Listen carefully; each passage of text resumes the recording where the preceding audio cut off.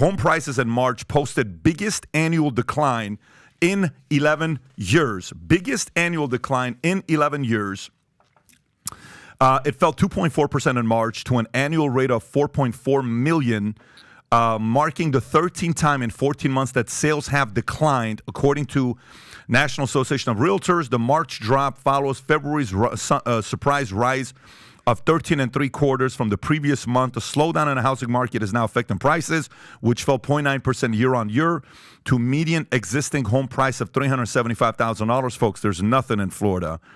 South Florida at $375,000. This is places like Toledo. But the housing market is slowing down due to a rise in mortgage rates, high home prices, and low inventory levels. Housing starts, which measure U.S. home building, fell 0.8% in March from February. According to the Commerce Department, the number of new listings in March fell 20% year over year, while the inventory of home sales is 1% higher than in February and up 5.4% year over year. The cooling housing market is caused by a cooling economy, the prospect of a recession within the year, the high inflation, which is being fueled by housing cost prices. Tom, while I'm reading this story, Powell is getting ready to potentially do something with the rates. What do you know about what he's going to do? Is he going to raise rates? We're hearing mixed stories from a lot of different people. What are you expecting to happen?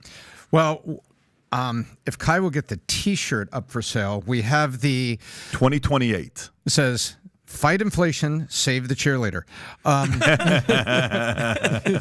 It's up there somewhere, Kai. You got to get it into the storefront on Valuetainment.com. What else, Tom? Go ahead. Keep going. So here's what's happening. Powell is coming up, I believe, in the next.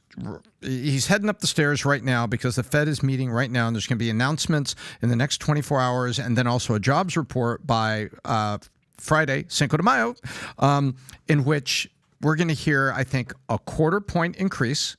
And then, but we're also going to hear him say that we believe we've turned the corner on things. And so there may not be further increases in June and in July. And maybe when we get toward the end of the year, probably November timeframe, maybe we can see the first rate decrease. So that is what interest rates are looking like right now, that maybe we're right there on the edge of it. Now, what does all this stuff mean on the home prices? Well, that means that interest rates are still high. People are reluctant to put their homes on the market. Right now, there's only 980,000 listings available in these United States. 980,000. That is the lowest it's been in years. And that's resulting in what it says is home sales have fallen to an average of 4.4 million a year. There's about 100 million sellable homes in America. So they're saying only about 4.4 million of those will trade hands. In a strong year, it's usually about 10 million trade hands, like 1 in 10. So what do we have right now? People that have put their houses on the market, the price is still high, and they're reluctant to drop it because no buyers are approaching, so there's no reason to drop it. No other houses are on the market. There's no competition on their block. There's no reason to drop the price. So low inventory gives consumers few choices, and prices aren't dropping. And even if they could afford it, the interest rates on the mortgages are too high, meaning very few transactions happen, and that's what they were talking about here is U.S. home sales fell. That's not home prices, folks. That's a number of transactions. So your friend who's a realtor, less work. Your friend who's a mortgage broker, less work. Working for a title company, anybody that's in real estate has got less work and having a tough time, but there's no recession here. No, they changed the definition in real time. Remember that. So that's what's going on, Pat. But we're going to see, I think Jerome Powell's going to be, walking back down those stairs out of breath on Wednesday afternoon after giving the cheerleader one more shot. And Tom, do you think even with all this stuff that's going on and his lack of concern for the cheerleader and with the numbers that they're seeing, Silicon Valley Bank and then, First Republic, how many people you think are calling him saying, dude, what are you doing? The more you raise the rates, there's more banks. We can't afford it. Like, how many people you think are trying to get that message across to him? Of course, we know who's not making that call. Who isn't making that call? Jamie Dimon ain't making that call. Jamie Dimon is making a call and saying, hey, Jerome, listen, if you want to raise the rates even more, go for it. I will totally support you. I understand. It's not fair what's Jerome, going on. It's Jamie. Maybe as a precaution, take a half point this time, just as a precaution. Right. But he knows, you know who wins the more he increases the rates? The big banks. The more he increases the rates, the more big banks win. The less he increases the rates, the less smaller banks win. So do you think people are making that call? Do you think the White House is making the calls? Do you think the chairman and CEOs of banks are calling and saying, hey, can you relay this message to Powell? Or do you think none of that is taking place right now? I think everybody is calling. There's a group of board of governors for the Fed that all vote on this, but Jay Powell is the leader. And I think you're correct. Everyone is calling him. And I think it's going to be a good Cinco de Mayo for one part, and this is what I mean by it. I think the jobs report is not going to be catastrophic, but these layoffs are going to be very real. But I think Jay Powell is going to come out and say this quarter point, and I think we're at a moderation of inflation. I think maybe we have turned the corner, a prudence of a flat policy over the summer. If he says phrases like that, everybody's going to say, oh, the worst is over. And you're going to see a stock rally this week, I believe, and that ends on Cinco de Mayo. But on Main Street, it isn't Cinco de Mayo yet. On Main Street, it's still layoffs, housing, as we've talked about. And yeah, Pat, I think there's many sectors that are out there that wish, look, if he wants to really, okay, we'll use another word here. If he really wants to goose the economy, then all he does is he drops things 2 points tomorrow morning and makes cheap money out there. He won't do it. He shouldn't. He's not. But I don't think that's the right move. I think history is going to be kind to Jay Powell that he was able to tame inflation without cataclysmic unemployment. But I think there is going to be a bit of a recession. People are saying 89% chance. You got the Wall Street bankers today. 86% chance on a wide survey of Wall Street bankers and analysts saying we're going to have a recession, probably Q4, Q1 is what people are now pointing to. That's all part of getting through the inflation and getting back to a strong economy. Here's what Berkshire's Charlie Munger just said. He issued warning for U.S. commercial property.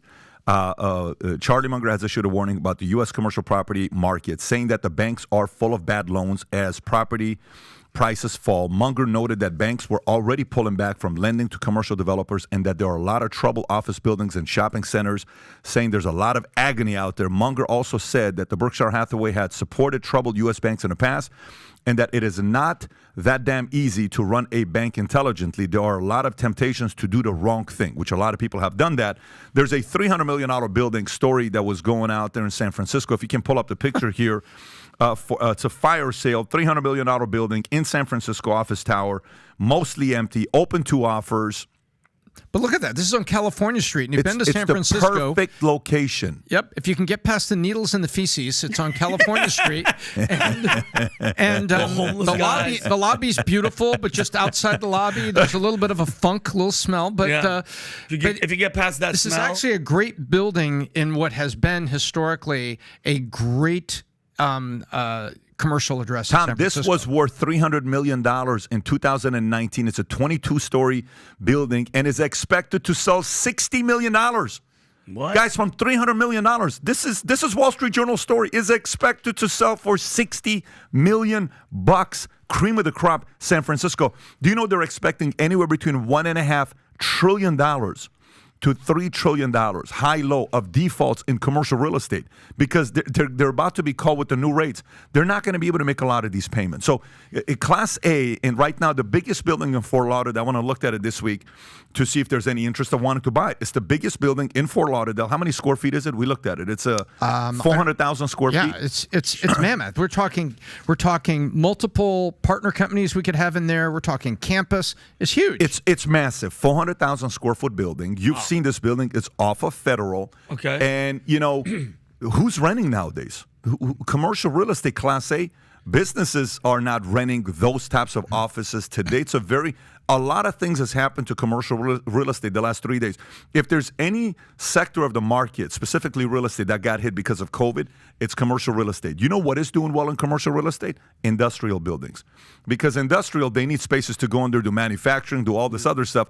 But when it comes down to the high rises, this is going to be just the beginning. Guys with cash in the next 6, 12, 24 months are going to have some very, very weird opportunities to buy buildings. There's going to be so many auctions going on right now if you got cash, you could pick up some real nice properties today, specifically in commercial real estate. And I think when you look around, sometimes you can't see what's happening in businesses. But let me tell you, this is a strong economy overall. This is the United States. We're not going away, and we're still the reserve currency. But I'll use Valuetainment maybe as like a little case study.